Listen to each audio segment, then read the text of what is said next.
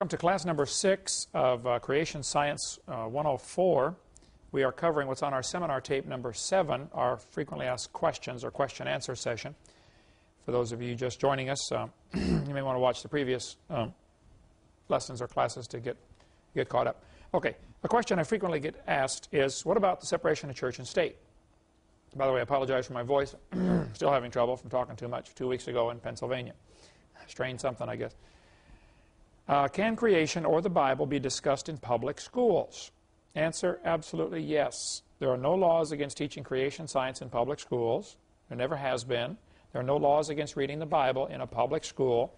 There are court cases against teachers trying to proselytize students on state salary. I mean, if the state's paying you to teach, you can't try to convert the kid to be a Baptist or Buddhist or Catholic while you're being paid by the state. But there's actually no such thing as separation of church and state. That phrase is never mentioned in the Constitution anywhere. Thomas Jefferson wrote a letter to Pastor Danbury in Connecticut, Dayton, Connecticut, back in 1802. In the letter, Thomas Jefferson said, "The First Amendment has erected a wall of separation between church and state." And many people think that phrase is in the Constitution, and it's not. The Constitution simply says the government can make no laws regarding an established religion or establishing a religion. The government has hands off when it comes to religion, which is why the government has no authority to tax churches. They have no authority to require them to get building permits. They simply have no authority over the church, period. It's a separate sovereign, a different entity. However, most churches have fallen into the trap of becoming 501c3 corporations. And now the government does have the authority to tell them what to do, because the government establishes corporations. They allow them to exist. But a true church that is not incorporated or gets unincorporated, the government simply has no authority over them. 150 years ago, 200 years ago, congressmen and senators and representatives were scared stiff of preachers, because the preacher would get up in the pulpit and say, "Oh, Senator Jones did blah, blah, blah," and he'd just call his name and, spill the beans on them. Well, churches were very involved in politics. Matter of fact, if it hadn't been for the churches, we never would have won the Revolutionary War. During the Revolution, King George's soldiers, in many instances, deliberately targeted churches to burn down, to try to arrest pastors, because they were the rabble-rousers.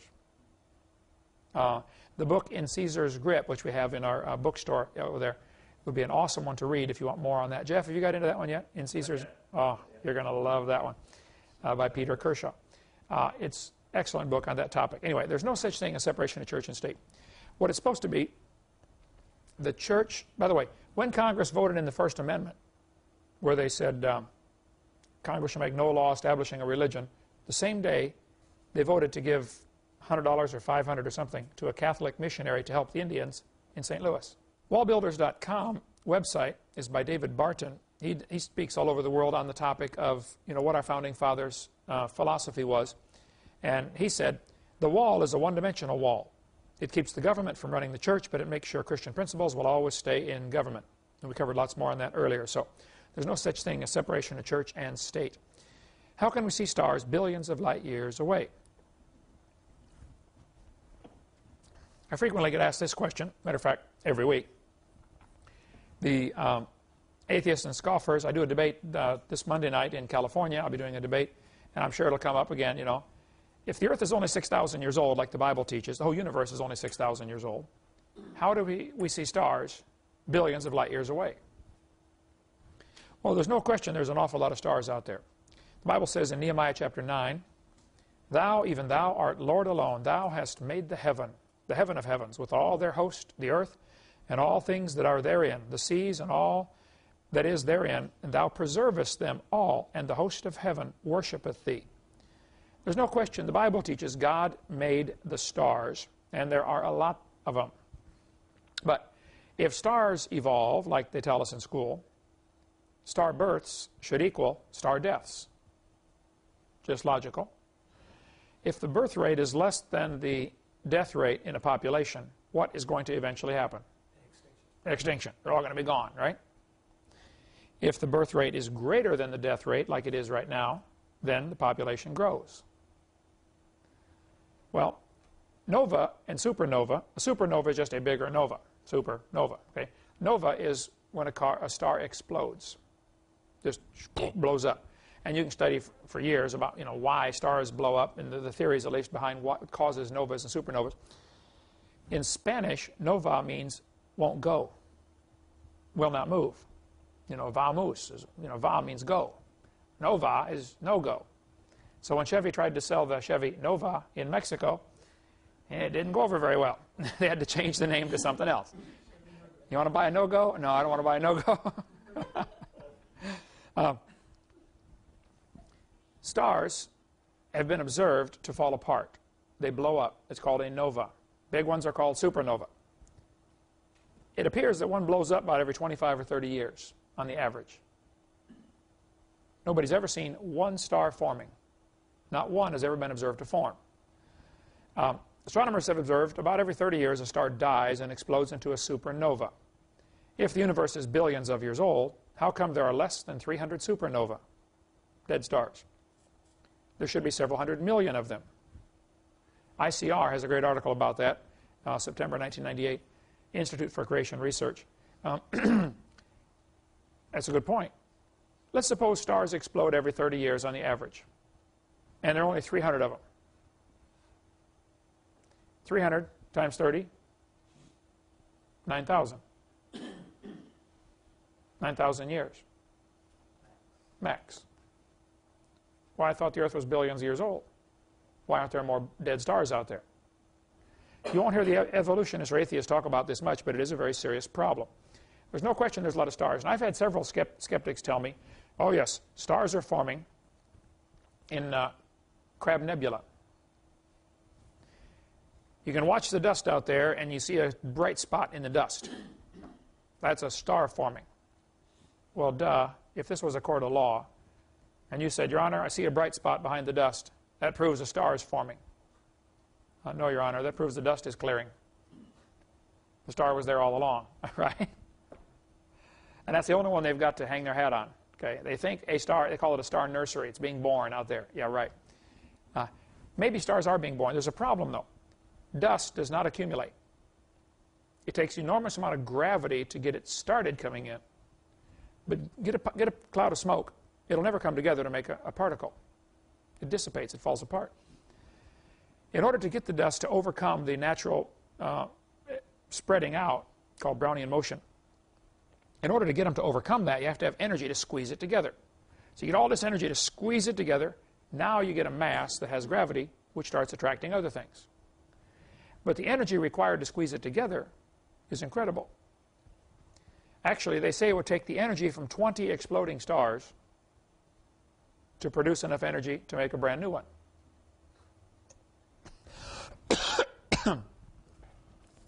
Had an atheist tell me in a debate one time, he said, well, if 20 stars explode near each other, it'll make a brand new star. I said, well, that's brilliant. You got to lose 20 to gain one. You ought to run for Congress and help those guys borrow their way out of debt. You're not going to get ahead if you lose 20 to gain one. I mean, figure it out. You don't need to be a rocket scientist to think about it. Genesis chapter 1 says, God said, let there be lights in the firmament of the heaven to divide the day from the night, and let them be for signs and seasons, and for days and years, and he made the stars also. The Bible's real clear. God made the stars on day 3, this would have been, or day 4. Day 4, he made the sun, moon, and stars. Day 3 made the plants. So if he made the stars on day 4, after the earth. Now see, according to evolution, stars are made first and then the earth. According to the Bible, earth is made first and then the stars. Absolutely backwards. And guys like Hugh Ross and everybody's always trying to accommodate what they think is acceptable science with trying to make the Bible bend to fit their scientific theory. It's not going to work. Psalm 147. He counts the number of the stars. Interesting verse. That doesn't say he knows how many there are. He knows the number of each one. That is star number 2,572 million. He knows the number of each one. It also says he knows the number of the hairs of your head. That doesn't just mean he knows how many. It means he's a number of each one. See, there's number... No, that's pretty smart. It's been estimated there are enough stars in the sky right now that we've discovered that everybody on Earth can personally own 2 trillion of them. Plenty to go around. The Hubble telescope was directed to focus in on a dot.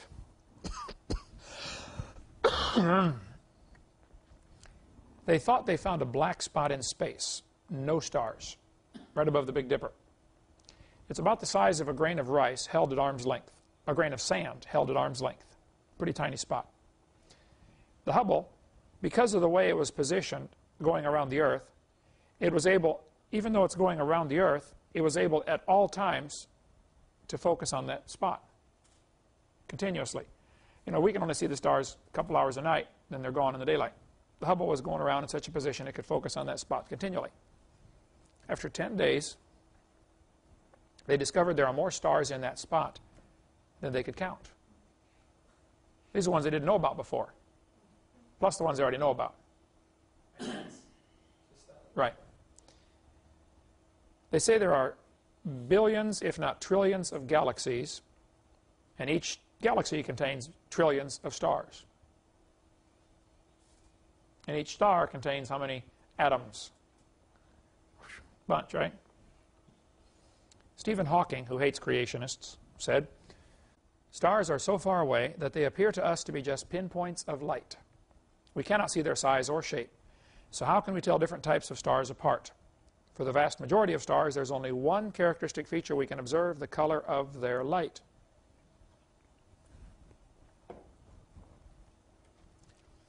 When you get the biggest telescope in the world and look at the closest star, all you see is a dot. When we look at stars through a telescope, you just see nothing but a dot.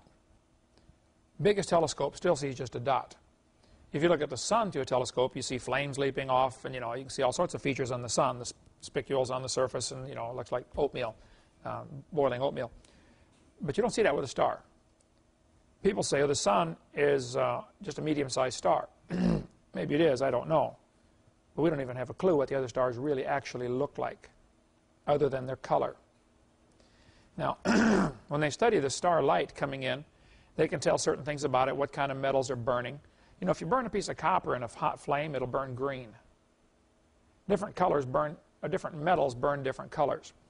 So if you want fireworks for 4th of July and you want them to blow up and be red, you put in a certain metal. If you want them to be green or yellow, you can make different colors by grinding up metals, mixing them in with whatever's exploding. They look at these stars, and all you see is a dot. How do you tell the distance to something like that? How far away is it? Well, the way to tell the distance to an unknown object, some object you cannot touch, is to use trigonometry. If you get 2 observation points focusing in on a third dot, you can calculate the unknown distance if you know the distance between your 2 observation points and you know the angles with simple high school trig, sine, cosine, tangent.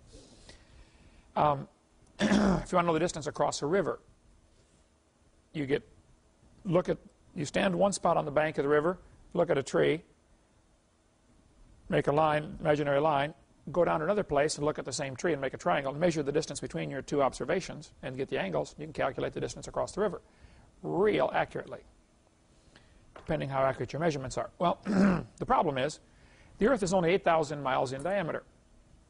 8,000 miles is really nothing compared to star distance. So if I'm looking at a star here in Florida, somebody on the opposite side of the world in China is looking at a star.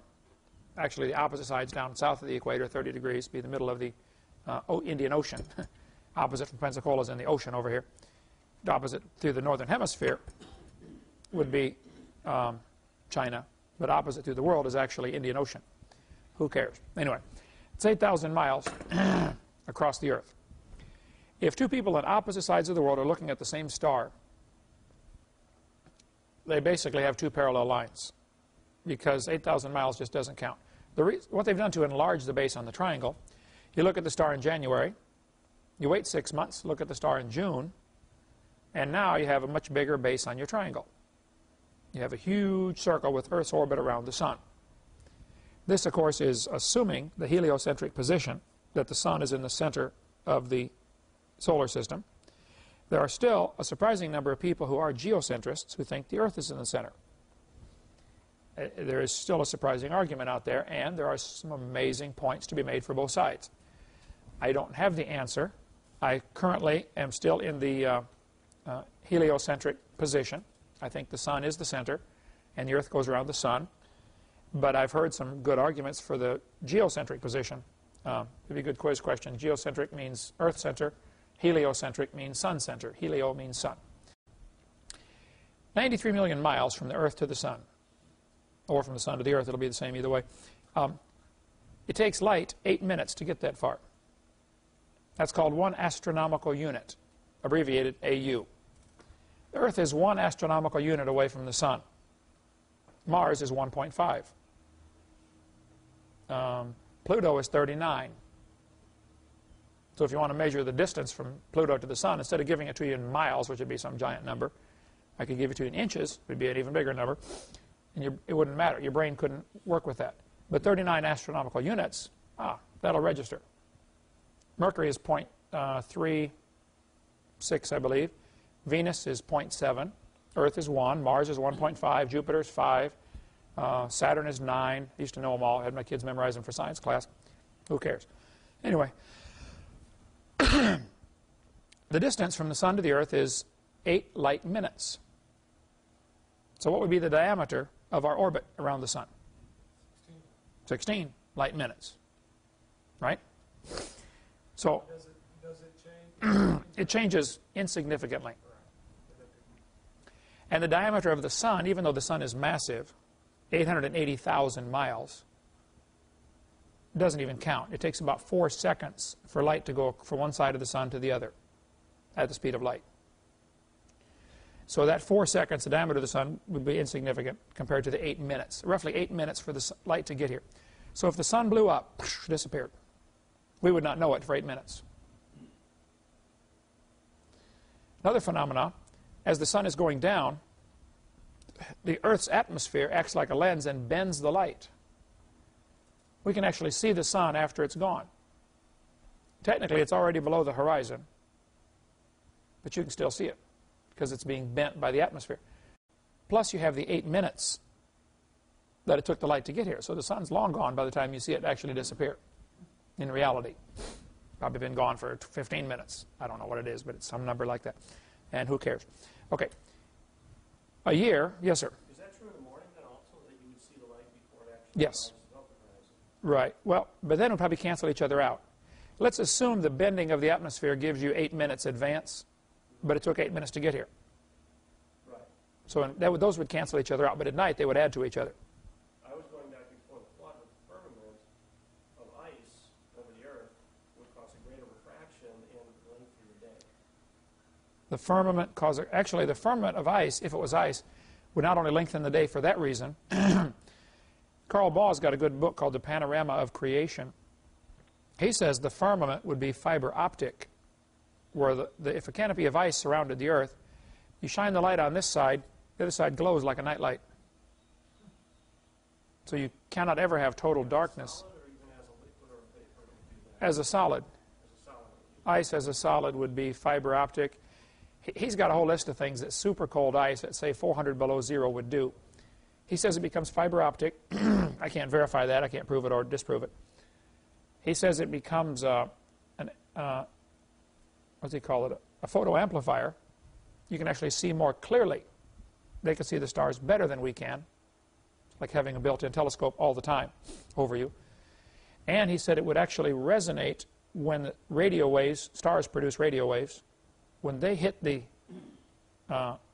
ice canopy, it would cause it to vibrate, which changes then a radio wave to a sound wave, and you would hear the songs of the stars, the music of the stars. The Bible talks about that. The morning stars sang together. What's that talking about? Well, it sure preaches good. I can't prove any of it. Okay? Or is it angels, morning stars, sang together? Yeah, good point. The angels are often called the sons of God. Yeah, I don't know. Better think on that one before I make any comments. But the canopy then would act as not only to compress the air, making it less distortion. You know, as air gets hot, it expands. If you look down the highway on a hot day, you see little lines coming off. Okay, that's the air expanding, and it's distorting the light going through it. If the air today is about 100 to 200 miles thick, if you squeezed it down to 20 miles, still wouldn't matter as far as birds fly. They never fly up 20 miles anyway. You know, very few get up 5 miles. That's Mount Everest.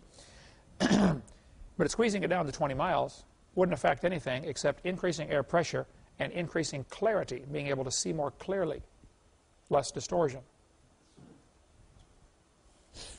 Okay, a year, if you calculate it out, 365.2422 days in a year. For the Earth to go around the Sun and end up back in exactly the same spot is 365.2422. It actually goes beyond that, the fraction, but that's real close. If it was 365.25, it'd be real simple. Every 4 years, you add a day, leap year. But it's 0.2422. Well, that messes things up, okay? It works out, every 4 years you add a day, leap year, works out pretty good. But even that doesn't come out quite exactly right. So, every 100 years, like the year 2000, if it normally would be a leap year, which 2000 would have been, but it's also divisible by 100, then you don't add a day. That's why there was no February 29th in the year 2000. But there was in 96, and there will be in 2004. Now, Eddie over here, whose birthday is on February 29th, only has a birthday every 4 years, and he didn't get to have one. So he's still only 12. But in real human years and people years, he's, 52 or something like that, whatever it is, 54. So, and who cares? Take 365.2422 days in a year times 24 hours in a day times 60 times 60 seconds, and you can get the number of seconds in a year. But it works out to be 525,948 minutes in a year. A little over 500,000. If that little yellow circle represented Earth's orbit around the Sun, which is 16 light minutes across, and a year has 500,000 minutes, there's a big difference between 16 and 500,000. And if you're measuring this as a trigonometry triangle, you'd really create a problem here. Put two surveyors up on the roof of this building, 16 inches apart, with their telescopes, transits. Have them focus in on a dot 525,000 inches away. That's 8¼ miles. Would you agree that forms a pretty skinny triangle? Right? Now keep in mind, this illustration is to show you what 1 light year looks like using Earth's orbit around the Sun. Not the diameter of the Earth. Earth's orbit. Huge circle is nothing compared to 1 light year. See, a light year is a distance. It's not a time. And that confuses a lot of folks. A light year is not a time. It's a distance. How far does light travel in a year? About 6 trillion miles, roughly. Well, suppose it was traveling 6 trillion miles an hour. Then it goes a light year in 1 hour. Right? If I said it's 8 Hovind minutes from here to the store, that's how fast I can run. Okay, I can run there in 8 minutes. That's getting longer every year, by the way. But that's not a distance. Well, that's actually a distance. Hovind minute is a distance. If I speeded it up, it'd be quicker, right? So a light year is the distance light can travel in 525,948 minutes, or 1 year. Earth's orbit around the Sun is 16 light minutes. A year has 525,000 minutes. That makes an angle out at the point of 0.017 degrees. Get your protractor, try to mark off where 1 degree is. and try to mark off 17 thousandths of 1 degree. I'm talking a real skinny triangle. Even if we draw a circle around this whole property and tried to mark off 1.017 degrees, at the outer circumference of a huge circle around this property, it'd still be a real small amount. Even just 1/10 of a degree.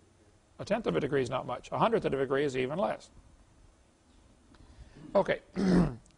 If you want to measure the distance to a star 100 light years away, simply add 2 zeros. Now it's 0.00017 degrees. And here we got guys like Hugh Ross saying we can measure the distance to stars, 17 billion light years away. I'm sorry, I just don't believe that. I'd have to see that. How on earth can you do that? And all of this is generously assuming you know where you were 6 months ago.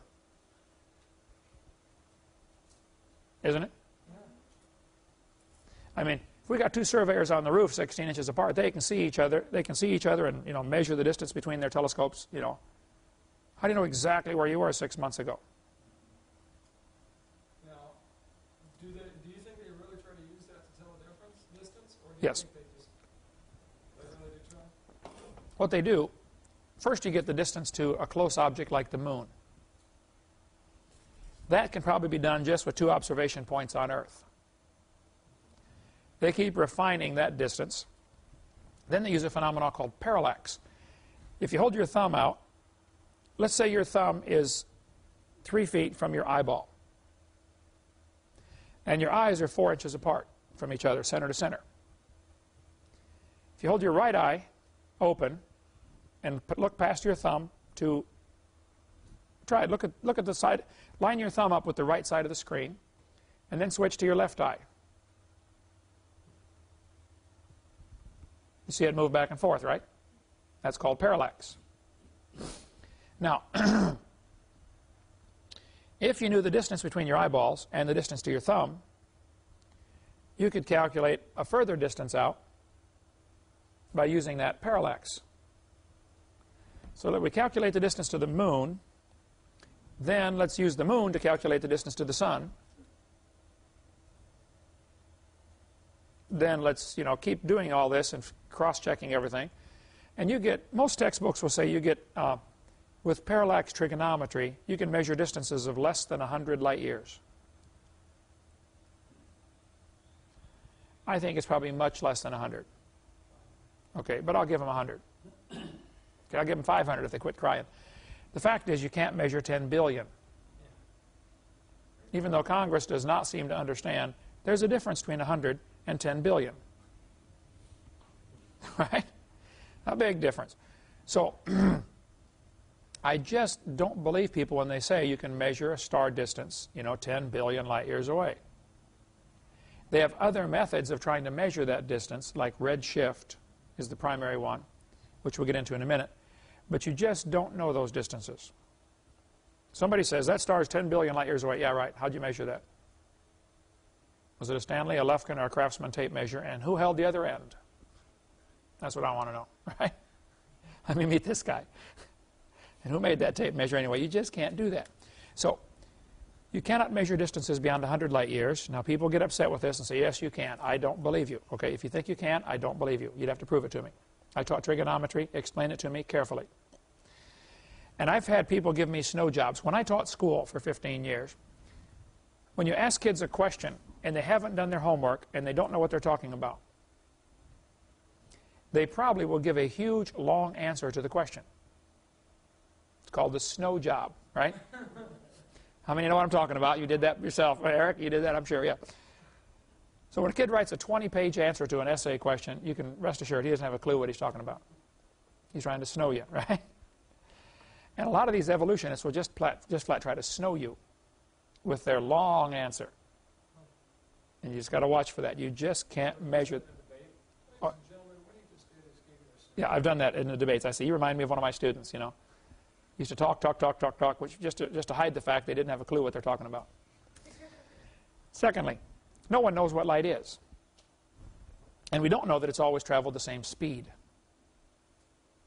I mean, right now, something is hitting me and bouncing off of me, going into the camera and going out to you so your eye can pick up a vibration and translate it into a picture.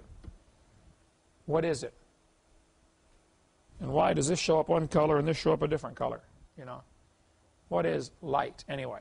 Give me a jar of it, paint it red, and weigh it for me. We don't know what it is. We know what it does, and we use it, obviously, but we don't know what it is, the basic fundamental thing. The idea behind a black hole is that light can be attracted by gravity. If light can be attracted by gravity, then the speed of light cannot be a constant. Right? The theory behind a black hole is very simple.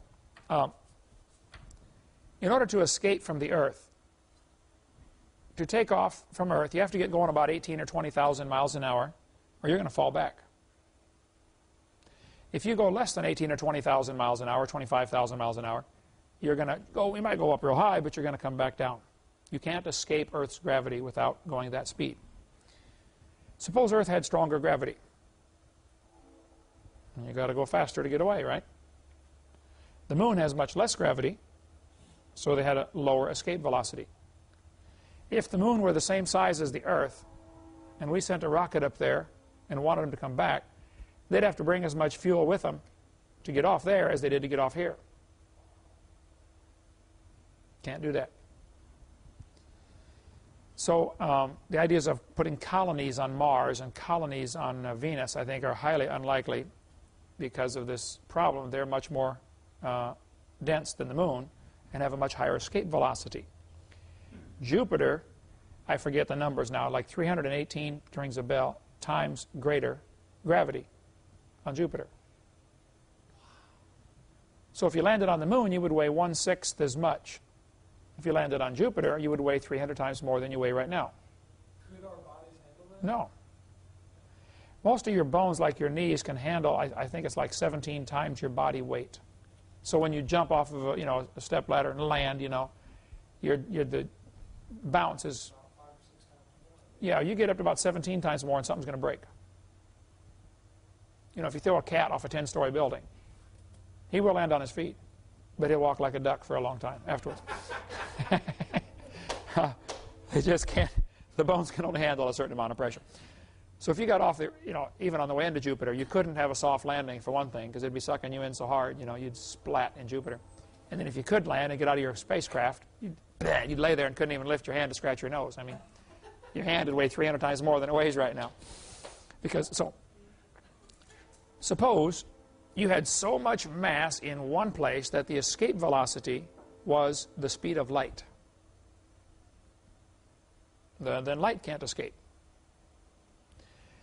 To get off the Earth, you have to go 7 miles per second. Do they get going around the Earth? Slingshot them out. They use the slingshot effect to get to the Moon when they were going to go out to the outer planets. They would use the gravity of one planet to suck them in and just try to miss it, and slingshot out, snap the whip kind of thing. Use that planet's gravity because you don't want to bring all that fuel for that whole journey.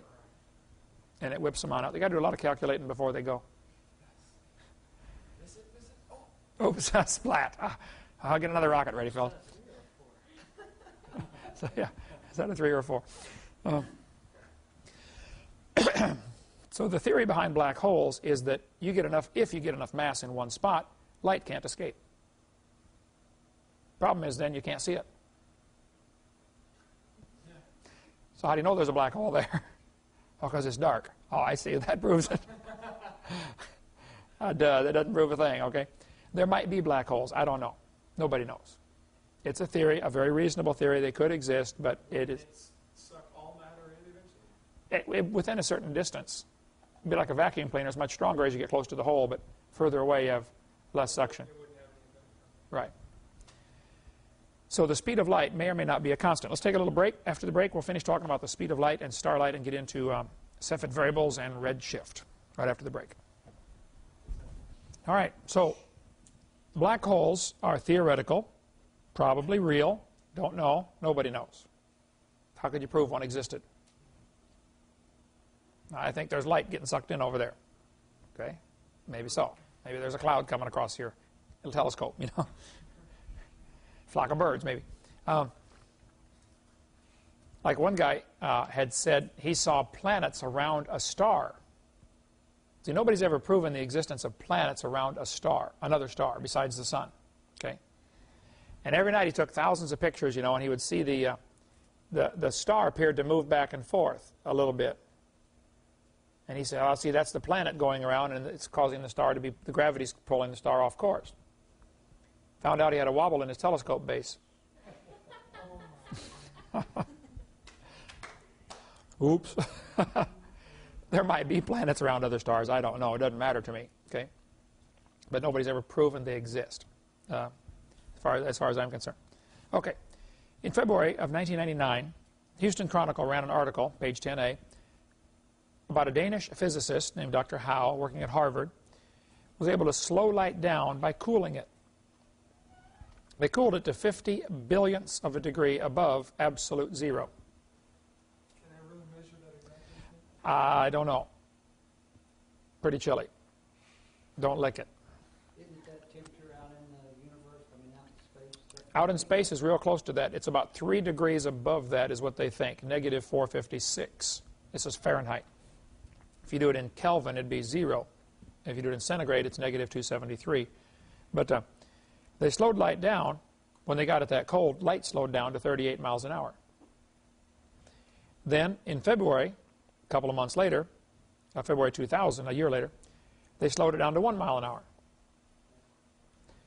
Then, in January of 2001, they stopped it.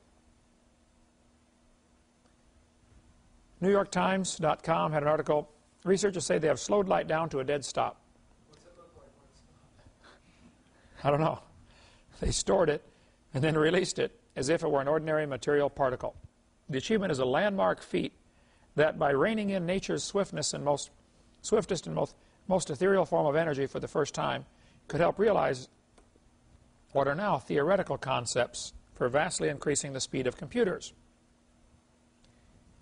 Right now, the speed of computers, of course, is dependent on the speed of light.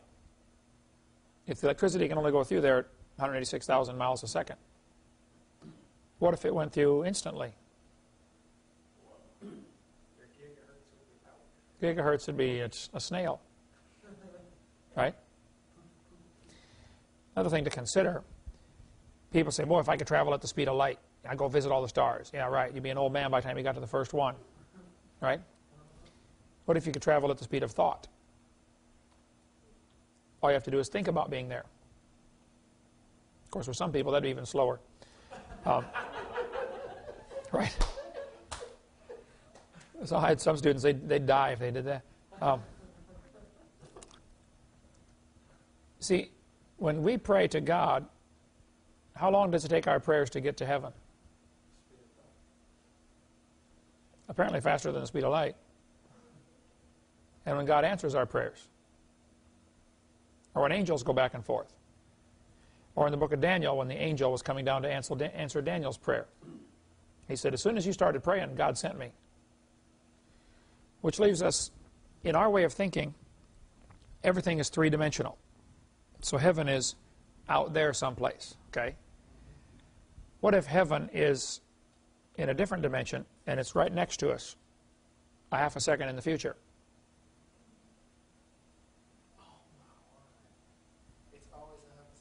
Or, you know, a millionth of a second or something, you know. What if there are other dimensions we have no concept of? Don't have a clue.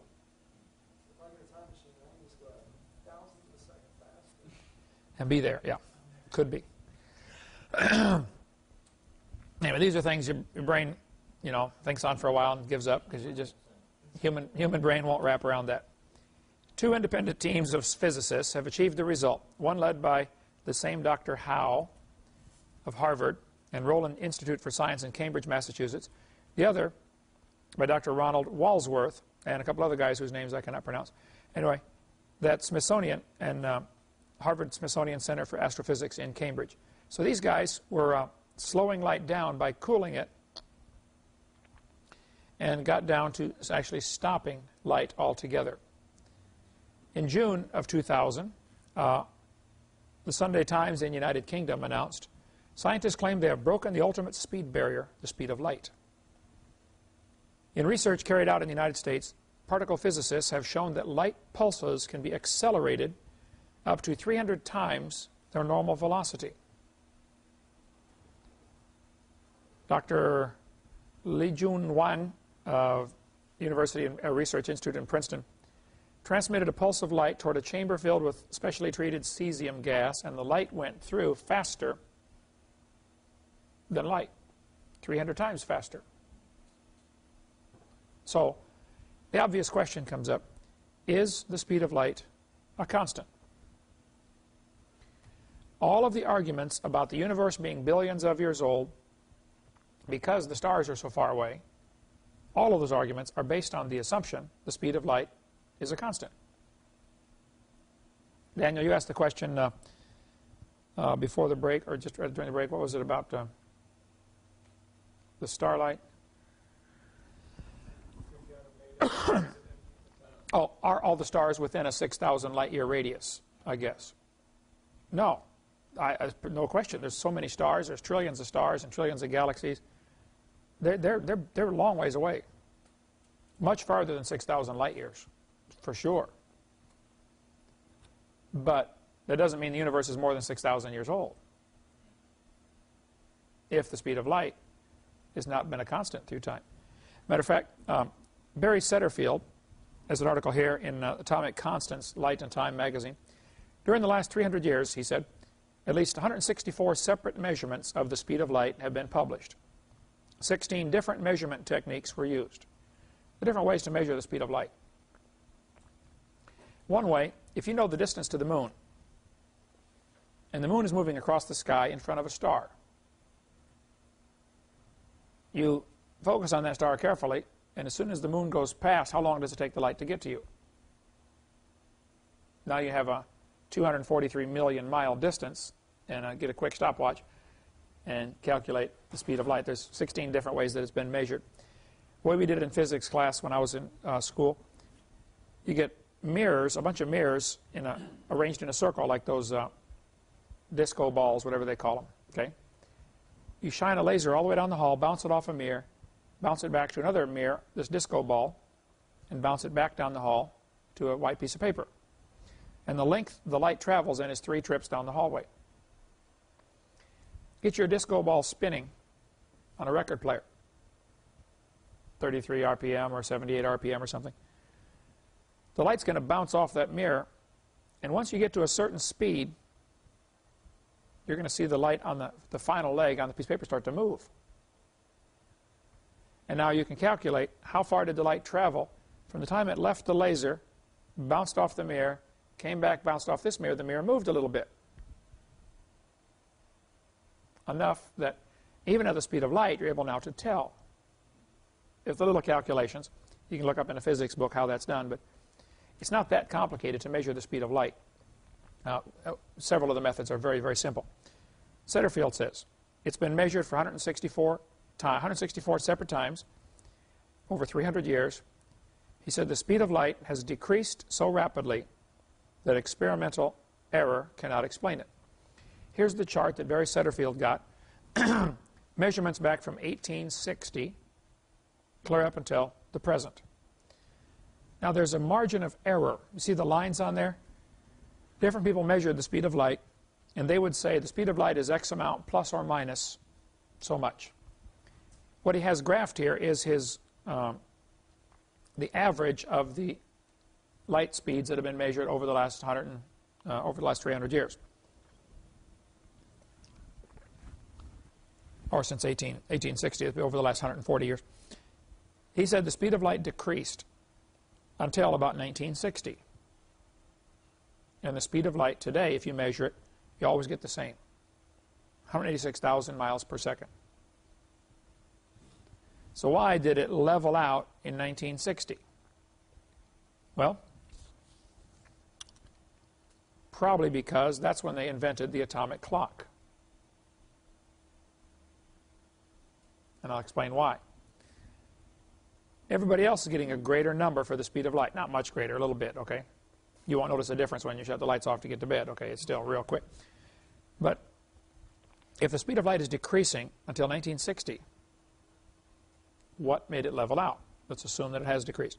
This article says, no physical law prevents anything from exceeding the speed of light.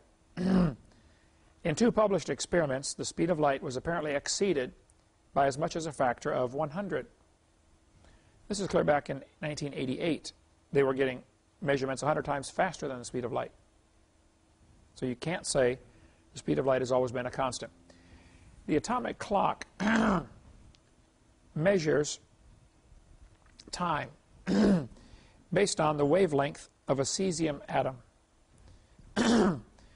Let's see, the paragraph where it starts off, as a result, they defined the second of atomic time as the length of time required for 192,631,770 cycles of a cesium atom at 0 magnetic field. You're measuring the wavelength of a cesium atom and determining, okay, this is 1 second. Well, duh, if you're measuring time, if you're measuring light with light, you're not going to notice any decrease because your clock is decreasing at the same rate, right? So you have a rubber ruler. And if our clock is decreasing, does that mean time itself to us is decreasing? Or just, is it so insignificant we're not going to notice it in our lifetime? We won't notice it in our lifetime or in a bunch of people's lifetimes. The article that Walt Brown has in his book is really good about atomic clocks. He said atomic clocks are very precise, but that does not mean they're accurate. He goes to great detail the difference between precision and accuracy. Read that when you get time.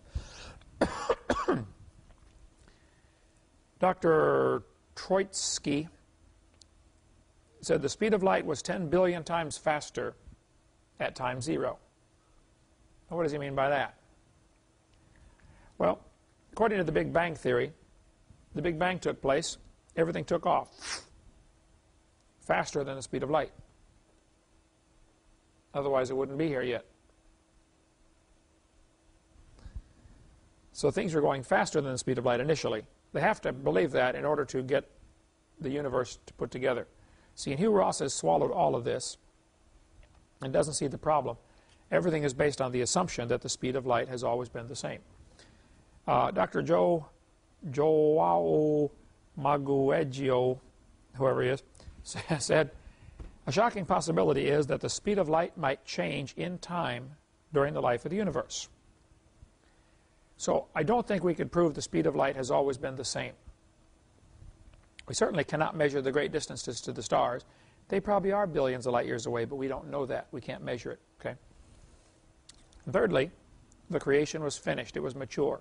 When God made it and he was done, they could already see the stars. Even if they're billions of light years away, they could already see them. I often ask people, how old was Adam when God made him? He was 0. Did he look 0? No. He looked 48, prime of life.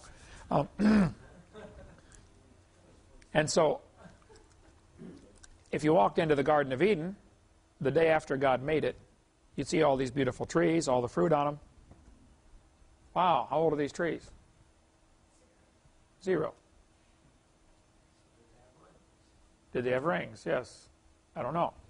Rings add strength to the tree called the laminate effect. You have hard ring, soft ring, hard ring, soft ring. Otherwise, the tree, all hard rings, it's real brittle, it breaks. All soft rings, it, like Jell-O, can't stand up. So the combination of the two gives you both strength and flexibility, which is why God sometimes puts us through hard times and good times and hard times and good times, and that adds those layers to your life, and you get both strength and flexibility. So God did not make 2 babies and put them in the Garden of Eden and hand them a package of seeds and say, here, plant these quick. You're going to need supper. Which came first, the chicken or the egg? The chicken. Which came first, the tree or the plant? Or the tree or the seed? The tree, okay? God made a mature creation. So, things to consider. Last 2. the creation was finished when God made it, that would include starlight being already showing on the earth. And a light year is a distance, it is not a time. Many people have a hard time grasping that concept. Since the speed of light is not proven to be consistent, why would star distance have anything to do with the age of the universe? Just because a star is 10 billion light years away, so does that prove the universe is 10 billion years old? No. Probably is 10 billion light years away. Okay. Another way they measure star distance is by using what's called the red shift, or measuring with a Cepheid variable. And we'll get into all that here. When light goes through a prism, it breaks it up into the colors: red, orange, yellow, green, blue, violet. Roy G. Biv, you learned that in school, right? How to memorize the colors. If starlight is traveling a great distance, or if the star is moving away from us, you should have what's called a red shift. Here's basically how it works. If a train is moving toward you, it compresses the sound waves, and you hear a higher pitch. As it goes past you, the sound waves are stretched out or rarefied, and you get a lower pitch. So the train will go as it goes by. That's called the Doppler effect, named after some guy named Doppler, who discovered this. You can get the same thing with a whistle on a string, swing it over your head. A person out in the audience will hear, as it comes toward them, a higher pitch and a lower pitch as it goes on this side. It'll be woo, woo, woo. That's how sirens will work. They use that Doppler effect on a siren. As it spins around, they get a different sound. A change in pitch. And if you want to really get fancy, you could probably get musical notes. The pitch would be just right by spinning it at a certain speed. Or you could play, you know, B flat and C sharp or something if you want. So the train is using sound waves, and we know the Doppler effect works with that. The assumption is maybe the Doppler effect works with light. So if a star is coming toward us, it'll compress the light waves. If it's going away from us, it'll stretch them out, causing a red shift. So they say if a star is moving away, the light should be shifted toward the red end of the spectrum. Sounds good, possibly true. Nobody knows for sure what's causing the red shift. Jeffrey Burbridge and Adelaide Hewitt said in an article, A Catalog of Quasars Near and Far, Sky and Telescope magazine, 94, they said there was an early sign that redshifts reliably indicate the distance. Keep that in mind. They thought, wow, look how far that's redshifted. That proves it's X number zillion miles away. The distances of galaxies. For QSOs, abbreviated quasars, quasi-stellar object called a quasar. However, the diagram shows a wide scatter in apparent brightness at every redshift. In fact, there is little correlation of brightness to redshift at all. Either quasars come in an extremely wide range of intrinsic luminosities, that means their brightness. Maybe quasars are a lot different brightness. Maybe one quasar is real bright, one's real dim, as most people believe, or their redshifts do not indicate distance. Here's a guy admitting we don't know that redshift indicates the distance to the stars. Maybe it does. Or maybe it doesn't. They go on to say, thus, for us, the only conclusion that can be drawn is that at least some quasars are relatively nearby, and that a large fraction of their redshift is due to something other than the expansion of the universe. When the redshift was discovered, they look at stars and see the red is shifted over. They say, wow, that star is moving away. Maybe so. We don't know. See one over here. Whew, that's moving away. Wow. If everywhere you look, the stars are moving away, you come to the conclusion, well, that means they must have all been together. And there was a big bang. Because after all, they're all moving away. Well, don't you see what an assumption you have here? First, you're assuming the redshift means they're moving away, which we don't know. Are there other things that might cause this? I think there is. And we'll get to that in a second. In Science News 95, September 9th, they said, another set of observations indicates that the universe appears to be 4.8 to 10.6 billion years old. Now, wait a minute. I've got textbooks that say it's 20 billion years old. How do you revise it down to 8.4? I said 4.6. 8.4 billion. Well, to calculate the age of the universe, they've got an equation which includes what's called the Hubble constant, named after the guy named Hubble. That the telescope is also named after the Hubble Space Telescope. The new work relied on the Hubble Space Telescope to obtain distance to faraway galaxies. A team led by Neil Tanver of University of Cambridge in England used a two-step method to estimate the Hubble constant. First, they observed a type of standard candle known as Cepheid variables to find the distance to the spiral galaxy M96. You have to be careful about drawing conclusions because of the Hubble constant. Measurements have huge systematic errors. Suppose I was going to calculate the population of the Earth in 100 years. And I say, well, the population grows by 8% every year, and I do that times for 100 years. Isn't my answer I come up with dependent on the numbers I put into that equation? That 8% determines everything about the outcome of the answer, doesn't it? Suppose I found out, oops, it's really only 2%.